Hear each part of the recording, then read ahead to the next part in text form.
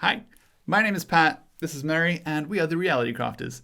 We have a duo that's focused on educating, guiding, and ultimately helping people recraft their reality, that's the name, by eliminating unhealthy tech-induced behaviors and replacing them with more healthful ones that deeply enrich their lives.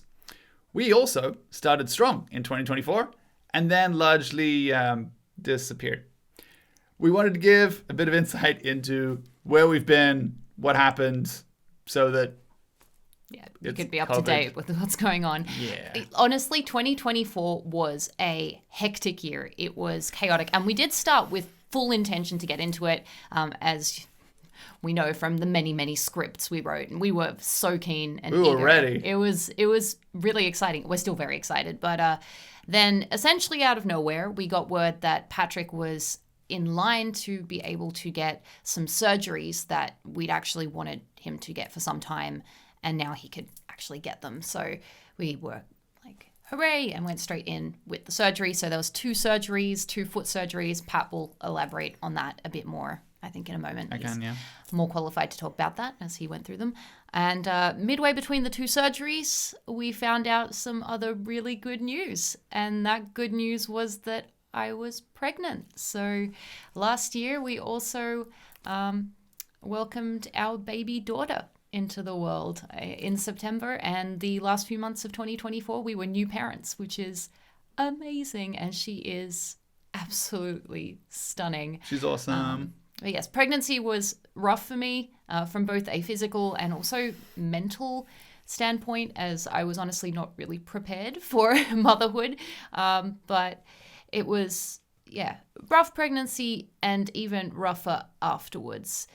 Our beautiful daughter is absolutely incredible. However, she had a very difficult time at the start. So, regular weekly doctor appointments and a lot of stress and fear and chaos. But fortunately, touch wood, she's going well at the moment. So when she has a difficult time, then we have a difficult time. Yeah. And then hopefully it's all going to be a bit better from this point on. But you never really know exactly what it's going to be like. People like, if you have a kid, they just sleep all the time. You can do all sorts of stuff. It'll be fine. Yeah. She doesn't sleep all the time. No, some newborns are easier than others, but such is life. I think maybe tell people a bit more about the surgeries. Just go back a little. I can cover a little bit if people want to know about my surgeries. Very exciting time. I guess it was exciting and not exciting in the happy yay. Exciting. I mean, happy yay, I'm getting surgeries and it's going to be fixed. Less happy yay in the whole pain, the process of everything. Yeah. But I got to the point where I couldn't jog, run, lean on my toes for push-ups and other sort of exercises, walk long distances. My standing posture was messed up. I had awkward pressure on my hips and my knees. Basically, body not in the best place, really. And that was all caused by bunions, which is basically a little deformity on your big toe. I had it on both my feet. It was something that I thought I could solve with stretches, physio, seeing podiatrists, osteopath, all the people. So many people. Podiatrists. And I got different things. I had insoles for my shoes. I had exercises. I looked online, read all the different things, saw all the different videos. People tell you to do all sorts of different things, do all that stuff. It's not even necessarily a serious thing for a lot of people. Some people will have bunions and it can be fixed with that sort of stuff. But for me, it just got worse and worse to the point where I had to get surgery to fix both of my feet. And surgery is fine. They put me under. I'm not awake for that process. But recovery, bit less fun. Means no standing, no walking, then limited standing, limited walking, limited jogging, no driving for a chunk of that. You can't drive if you've got your foot in a, shoe thing. And then once you get through a chunk of that, then you do it all over again when you do the other foot. So recovery, little bit of break, recovery again, do it again. So we were stuck at home for large chunks of the year while I recovered with my foot elevated for long stretches of time where we're incredibly limited in what we could do.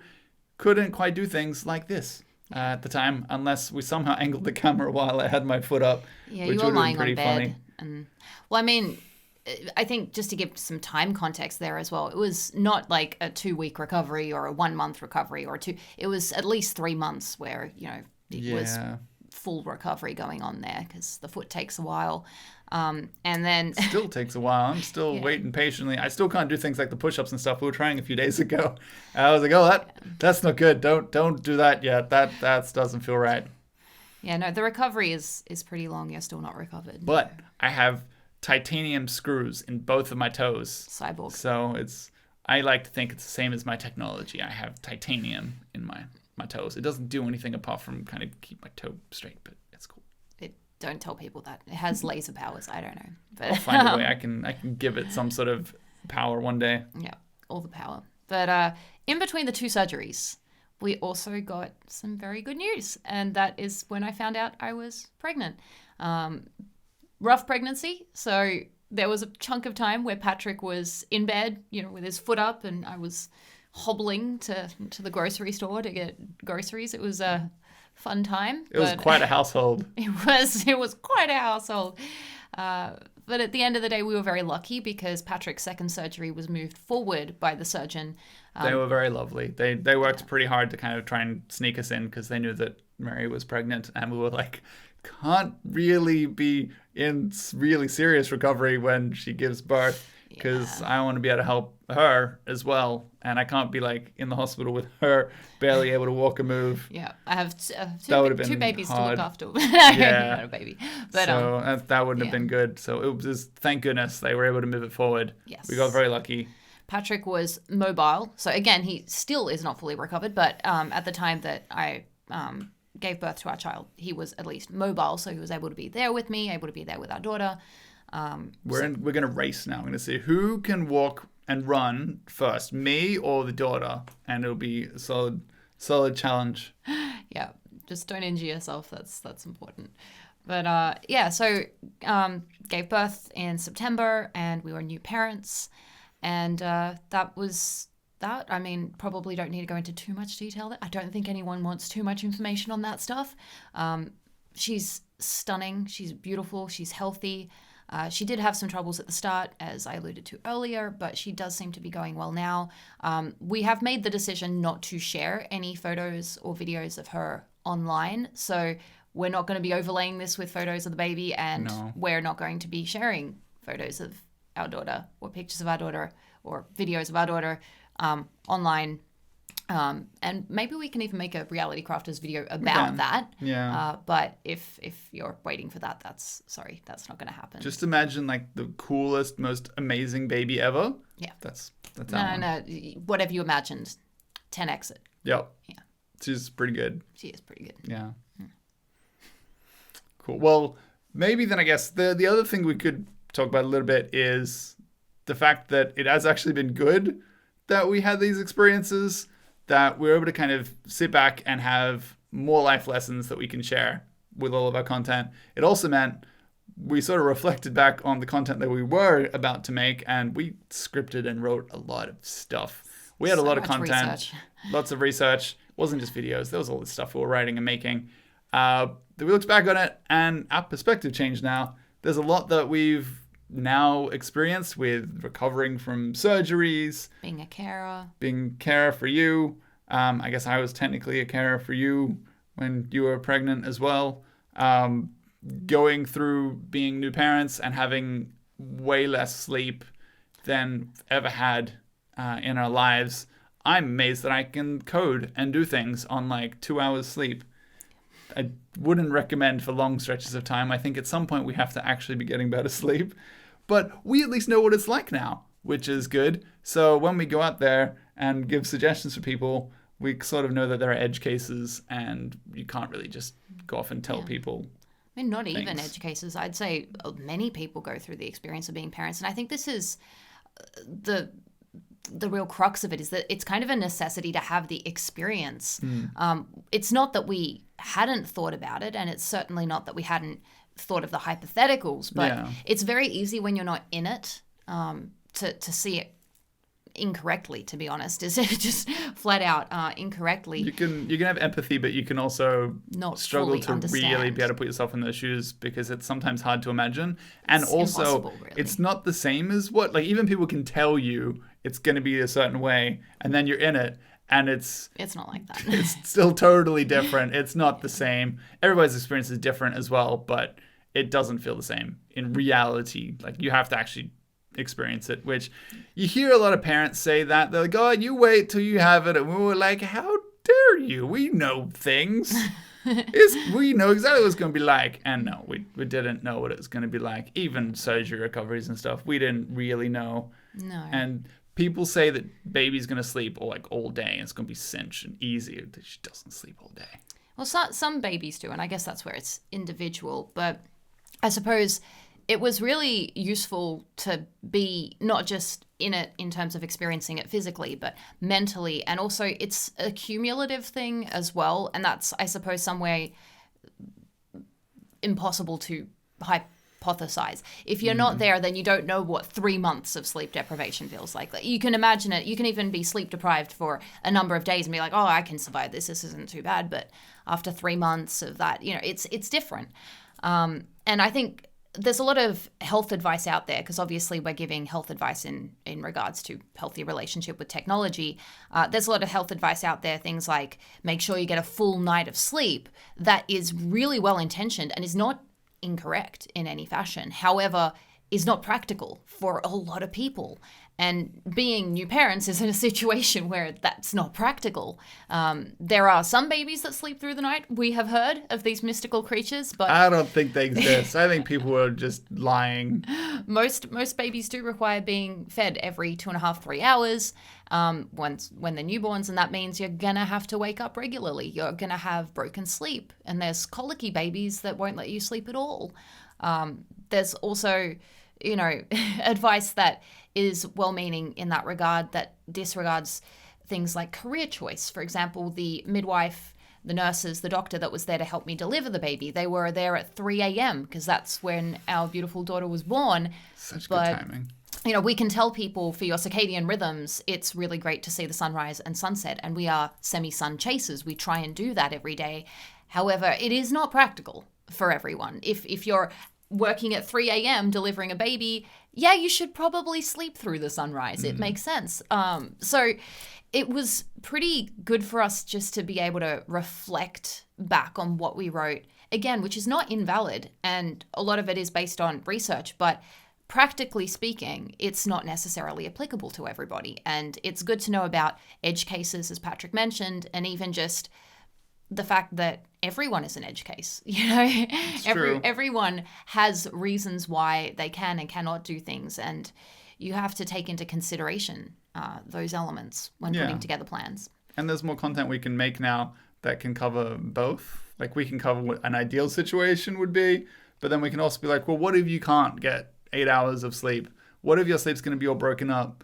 There's still ways that we did things with technology and how we structured our day to make it at least somewhat easier on us that we can share. And it'd be similar for other people. If you work a shift job or something like that, there'd be tips that we can share and things that we can kind of cover. So at least I think our content will help more people that way. It won't be, I guess what bothered me a lot, probably bothered you a lot, was when we looked up advice online, and it was always saying things where we'd be like, but we can't do any of those things. Yeah. So we look up, how can we, help ourselves with this issue? And it's just nothing was applicable. And we'd be like, well, that's great. Thanks so much for that. Yeah. So we can hopefully bridge that gap, actually give tips that covers some of it at least, to help people. And technology can help in some ways, can hinder in some ways. And we can share bits of that too, and what don't do with technology. Yes. I've now inspired to make reaction videos to some things that we've seen, just because it's some information that is being spread is concerning. But I digress. Only some? I mean, we could also cover things like hard bits of the coming year, because we say that we go through lots in 2024, and that's great, but that doesn't mean 2025 is going to be like smooth sailing. We're just like, oh, cool. No, we got through 2024. Now this is the easy year again, where we just cruise. It's actually going to be a bit of a challenging year, as you can imagine. New child, who is amazing, but we can't just leave her for long stretches of time. Yeah. So we're going to be a little bit time poor, but there's also a lot of other harder things for each of us individually. For me, the hardest thing is that at the start of 2024, you'll see in the last video that we made, which you should watch if you haven't, or you should revisit if you did watch it, covers like our mindset and a lot of what the reality crafters are aiming to teach and guide. The system and mindset. Yeah. And that whole video still applicable in every way. That hasn't changed. None of those things changed. Yeah. But the story behind them is a little bit different now. I had reached a pretty healthy weight. After dieting, exercising, I lost over 10 kilos, 10 kilograms, which was great. I was very happy, was way healthier than I'd been in a long time. But then I had 2 surgeries where exercising was almost impossible. And the chaos of us expecting and then receiving a new member of the family, that meant, much to my dismay, that all of that weight is back now, which is absolutely terrible. I laugh through the pain of reality, but it's now harder than ever before to mentally strive to lose that again, because I sort of was like, cool, I did it, really happy. Everybody's always like, oh, you look so much better. And how did you manage that? They don't say that anymore, which is lovely of them. At least they're not like, Patrick, you're hideous. 'Cause that would be not good either. But it does mean it's harder now when I'm like, cool, I have to do that all over again. That sucks quite a bit. But this time, I at least get to share the journey of trying to do it all over again. And it's, again, another one of those realistic things with our content where we can't just be sharing like the happy path of like, we did it, life is great. Success all the time. We also have not success. That I think they call failure, but I don't think it was really failure. There was reasons behind all of it. You were immobile. You were going to put the weight on. It was going to be hard to keep where I was. But we then can actually share more realistic content again of like, yes, maybe other people out there will be the same. You lose a whole bunch of weight or you achieve something massive and then you regress. Stuff happens in life. But then what do you do when you've got to do it all over again? And what are the ways that I managed to achieve it? Because I would like to achieve it in 2025. Yeah. I do plan on losing that weight again, finding all the ways that I can, finding ways for technology to help me lose it again, to support me in different ways, because we do have to find different ways this time of me losing it as well. Like, we can't be at the gym for like 3 hours a day or something. We have a baby. Our baby's not going to let us do that. I think there are services which will like take care of the baby technically, but I think they're like, if your baby starts screaming and crying, you come get it. So she'll scream and she will cry. She'll scream and cry she after a while. So we can't do things the same way you did before. We're going to have a lot less time to do what we want to do, both with me losing weight, but a lot of our goals and things we're going to cover in 2025.